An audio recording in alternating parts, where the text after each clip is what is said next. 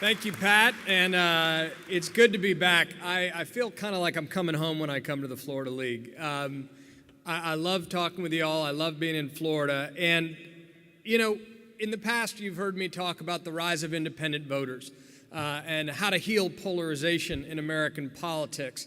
But we are just 10 weeks away from a presidential election.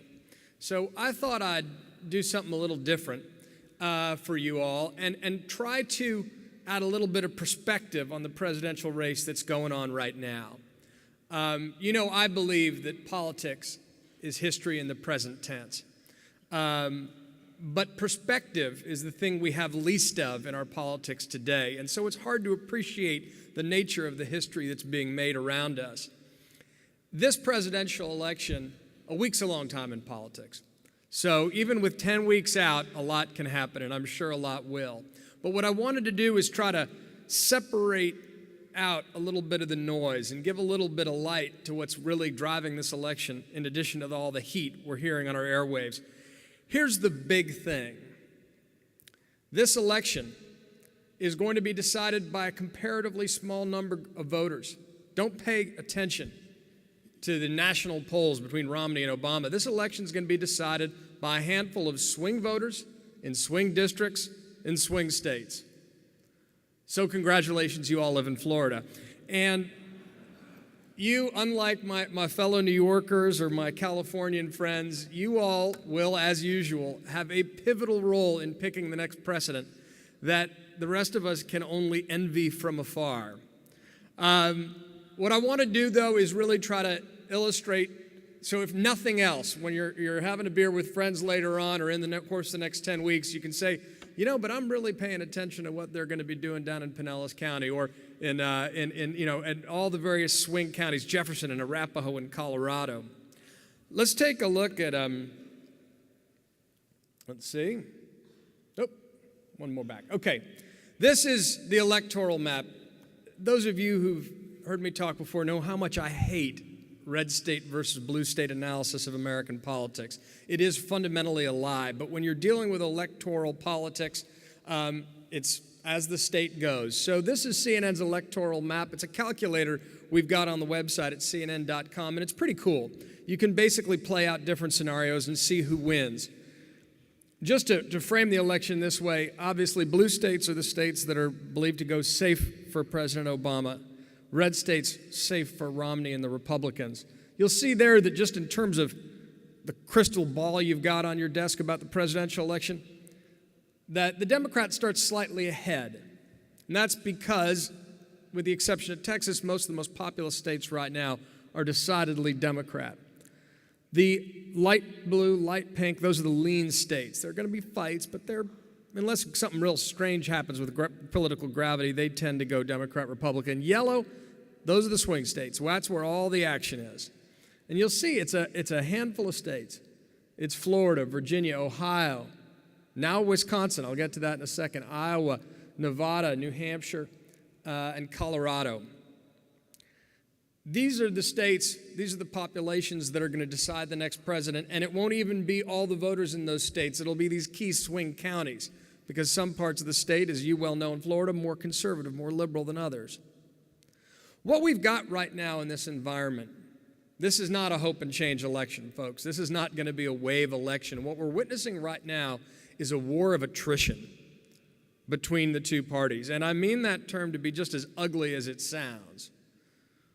We've got an unprecedented amount of money coming into this election, and because you all live in Florida, you're seeing some of it on your airwaves. It's a slow grind. This is a play-to-the-base election, even though it'll end up being decided by key swing voters. Let me show you how the candidates and the super PACs and the campaigns are viewing this election, just to reinforce this point. That's what America looks like if you go by political ad buys right now. I mean, you'll see that, God bless you, if you live in Texas, you're not getting any love. Or a lot of love if you hate television ads. But if you live in Florida, if you live in, Colorado, Virginia, well, you see where they're concentrating. And you all see it every night on your television screens. I don't have that benefit. I have to keep up with my political ads on YouTube. But I mean, these ads, it's not your imagination. This is an unprecedentedly negative election. It's a great organization that marks these things. 86% of ads right now, this political cycle, are negative. Remember during the Florida primary a few months ago? 91% of all ads in the last month were negative. 91. And there's a strategy behind this. It is cynical. It is divide to conquer. It is alienate voters who aren't that interested, demonize the other guy, and depend on your base to come out. Now, it's exactly this kind of dynamic that has spent so many people so frustrated with politics. And you all know, because, and as the feeling I have, because I started off working in a mayor's office, the disconnect that exists between what you all do every day and the way the campaign consultants play politics. You're all elected to solve problems. They're really professional polarizers. And they're running these negative ads every day to try to polarize, to divide to conquer. And what's different this cycle, because politics ain't beanbag, we all know that, is the money. Let me give you two facts. $5.8 billion. $5.8 billion. That's how much is expected to be spent this election. Wouldn't you like to have some of that for constructive purposes on a local level? Now, the good news, I think, frankly, whoever owns local television stations in these states should hit them up for a little bit of local cash because they're doing real well this cycle. 2.5 of that will be spent on the presidential race. And the rise of super PACs is driving a lot of this ad spending. It's not just coming from the campaigns anymore. Remember the whole deal with Citizens United was it was supposed to be essentially a grand bargain. Justice Kennedy said we'll have unlimited donations, but unprecedented disclosure. Well, in the rise of the super PAC economy that's been created, that consultants and TV owners are getting rich and the rest of us are seeing a lot of negative ads on our airwaves, what's happened very quickly is the rise of not only super PACs, but their associated charitable organizations that hide the names of the donors and put ads up on the airwaves. They don't ever have to disclose those donors, and they won't have to say what they did with the money until 2014. The election will be way in the rearview mirror then. So this unprecedented cash is being funneled onto our airwaves by shadowy organizations that we don't know a lot about. Now, sometimes the ads are funny. Oftentimes, they're just relentlessly negative. Because why would you use super PAC money on a positive ad? You're doing it wrong. The whole point is plausible deniability, so candidates don't have to say, I approve this negative message. And the money raised being unprecedented, watch out. I mean, in these 10 weeks, you're going to see some sort of dirty secret surprise in the late inning hours on your airwaves, and it's going to drive the conversation a lot more than it should. But this is how the campaigns and the super PACs and the professional partisans are viewing this election. It's all about ad buys. It's all about negative ad buys in a select number of states. Let's go through some of these states to just give you a sense of the battleground of 2012. Florida. I can't imagine why I began with that. Just a sense of perspective here. Obama won with 51% of the vote. Recent polls show Obama with just around a 1-point lead. I'm using a poll of poll averages. This is around a week old. So, you'll see probably a bump out of the Republican convention for the Romney-Ryan ticket. But you'll see it's tight. Obama's slightly up. That's been steady. The swing counties are in red. Pinellas and Hillsborough. Can't tell you how many conversations I've had with people in the last couple of days as we look at the potential hurricane. And people are saying, why did they put the convention in late August in Tampa again? Well, it's a rational question if you're thinking about the potential of a hurricane raining you out. But it's because of this. You all well know it's Pinellas and Hillsborough counties are the swing counties in Florida, along with the I-4 corridor. So Republicans were very strategic when they picked Tampa over the other 16 cities that bid for their convention. They're trying to populate the swing district of the swing state. No other swing state has 29 electoral votes like Florida. It is the big prize. Whoever wins Florida is going to be going a long way towards winning the presidency. You guys have now basically 24% of your state is independent. So that's the swing margin there as well. And you've got better believe the state's paying attention to those folks because, again, they got the hard partisans locked up. The deciders are the independent voters in your state. And that's what's heartening is because independents are not going to just vote with their eyes shut. They're going to think about it. They're persuadable. They're open to reason. The problem with the avalanche and negative ads is part of the strategy for dealing with independents this cycle is to make them so disgusted that they stay home. That's a civic challenge to all of us. Ohio, second biggest swing state prize. See, I think Stark County, my mother's from Youngstown, Ohio. That district, the upper sort of northeast of the state, is really the swing district, in addition to Columbus in the center of the state. You see Obama won narrowly, 51-50. Again, it's around a 2-point lead right now in the polls. They don't register members of the state by party. But one thing about Ohio to look at beneath these drivers is when you've got these dynamics that are so close, so narrow, 1-2 points, swing voters and swing districts of swing states, a couple of thousand votes can swing this presidential election. So pay attention to the other dynamics. In Florida, your Senate race is incredibly important. So here in Ohio. Now, so Nelson's, I've been looking at it as a pretty steady lead, still high single digits. There's a lot of polls, there's been a bit of noise. Some polls showing a bit of different movement. But that indicates that Romney's going to have to really persuade a significant percentage of Nelson voters to get ahead. That's an advantage for Obama. In Ohio, the incumbent, Sherrod Brown, is leading the Republican challenger, state treasurer, by 7 points. So Romney's going to have to make up that ground. But one equalizer is super PACs. Negative, unprecedented amount of negative ads going against Sherrod Brown, around $15 million in the second quarter alone. Now, you really want to see where that money can have an impact. You target it in the swing states, you can narrow a race. So Sherrod Brown, the Democrat incumbent, still 7 points up, but he had a 15-point lead just a few months ago. All that negative ads can have a real effect. Virginia. This one's maybe the most fascinating. Obama's the first Democrat to win Virginia since LBJ in 1964. Right? You'll see, again, 1-point margin in the polls. You're starting to see a theme. In these swing states, Obama's leading by 1 or 2 points. I mean, this is tight as a tick, folks. This doesn't get any tighter. No independent registration. No party registration in the state. The Senate race in Virginia between George Allen, former senator, and Tim Kaine, former governor, 46-46 for months. It ain't moving. This is going to be war of attrition. I mean, and two key swing counties, Prince George's and Prince William County. Again, swing voters in swing districts of swing states will decide the presidency. And in this case, the Senate race, there's no daylight between the two.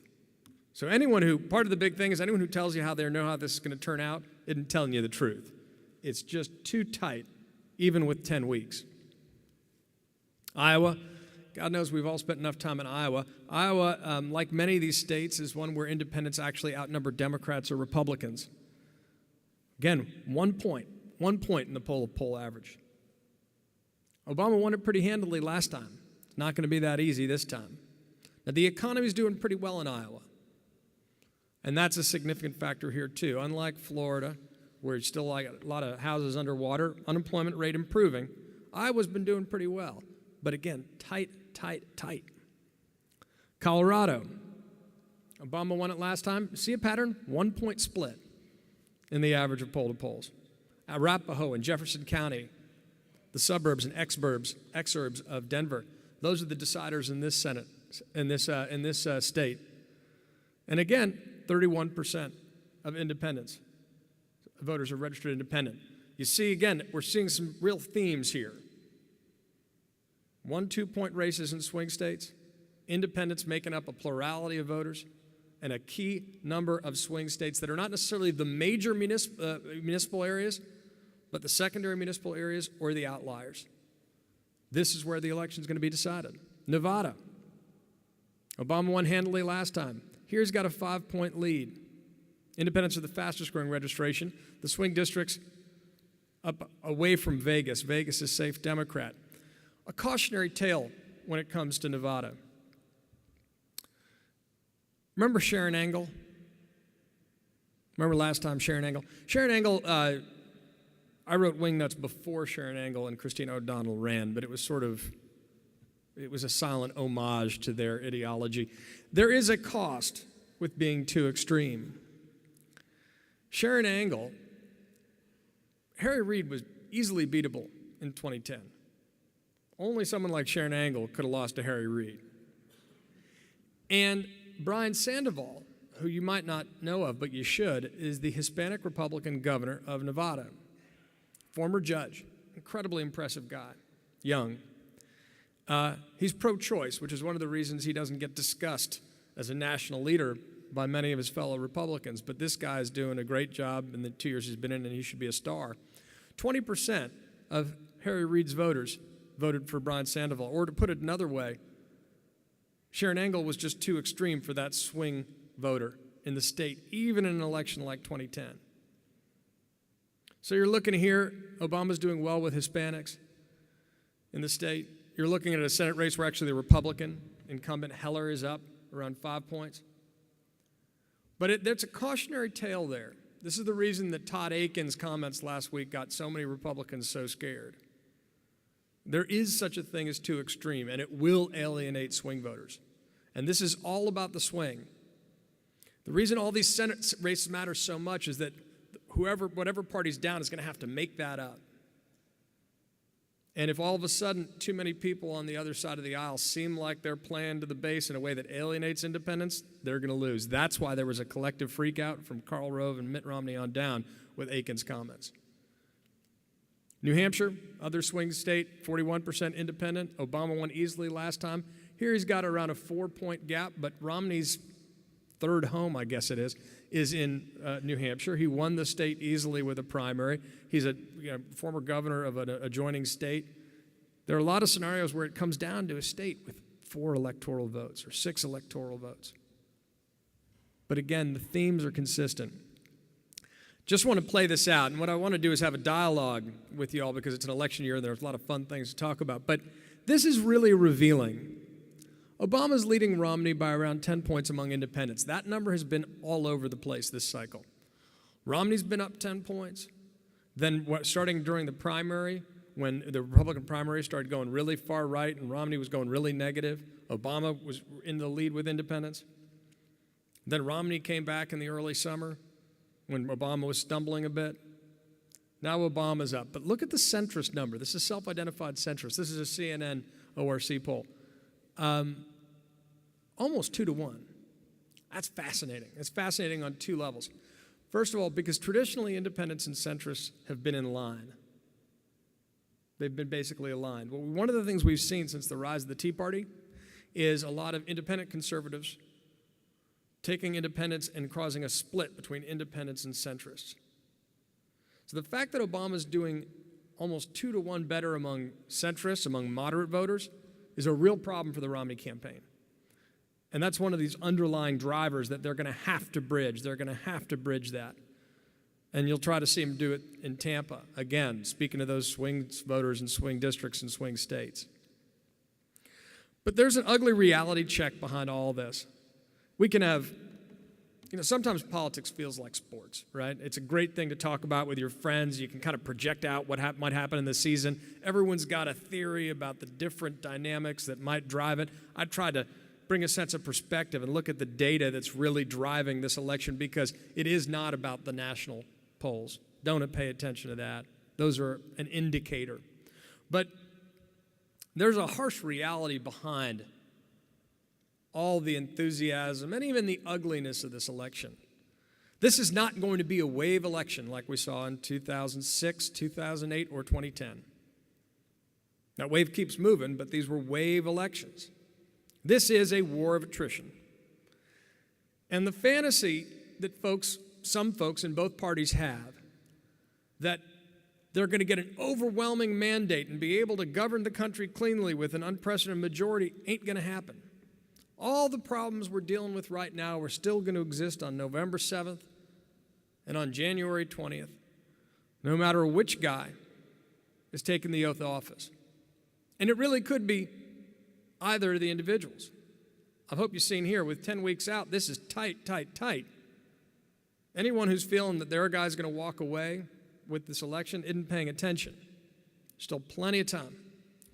But the wake-up call we all need to really come to terms with and to tell our elected officials that they need to start dealing with is that we are probably going to have divided government again. And even if we don't have divided government, no one's going to have a filibuster-proof majority.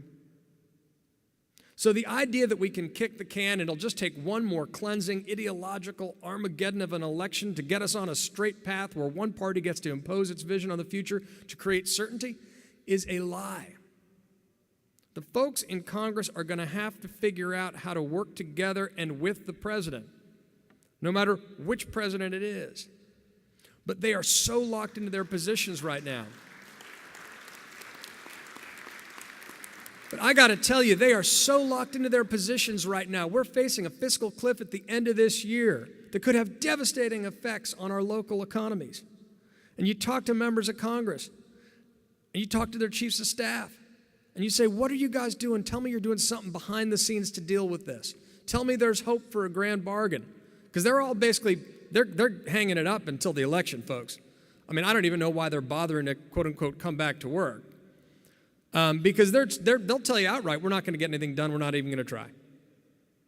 So they're kicking the can to the election. And then you talk to them, well, what about after the election? Some people say, well, we'll get it done in the lame duck. You talk to the members of the leadership, they'll say, nah, we'll try to wait till the next Congress, the next president. They still haven't gotten the message. They still think they're going to somehow get a blank check to do whatever their party's base wants and impose it on the nation, and it ain't going to happen. So we really do need to send a national wake-up call to them, not about a wave election, but about the obligation to find a way to reason together again in the national interest. That is what has been lost. It is costing us real money. It is compounding the great recession we're in. When America lost its AAA credit rating, Standard & Poor's didn't talk about underlying economic fundamentals as much as they did about the atmosphere of partisan brinksmanship. Direct quote. The atmosphere of partisan brinksmanship that was making solutions more difficult to find. That culture is embedded in Washington right now. It's embedded in an arrogance that if they have one more election, they'll get this massive mandate and be able to impose a partisan ideological solution on us all. It's not going to happen. It's not going to happen with this election. It's not going to happen ever. Because that kind of an election isn't the way we've solved problems traditionally in this country. So all of you as the local electeds in the ultimate swing state have a real opportunity and an obligation to send that message when the presidential candidates, their teams, or your congressmen, or your Senate candidates come to your community. The one message they really need to understand, if they want to win those swing voters in those swing states, they need to reach out to the center. They need to show a willingness to reason together to solve problems in the near term, not to simply hope that after the next election they'll get an overwhelming mandate to do whatever the heck they want. They've got to find a way to work together in the national interests and not be beholden to their special interests. That is a radical idea right now. It is not being heard in Washington. They are not speaking that language of problem solving that you all live every day on a local level. So it really is time for you all to straighten your civic backbones and send that message. You have the power. Everyone's going to be paying attention to you for the next 10 weeks, and they should. So send that message.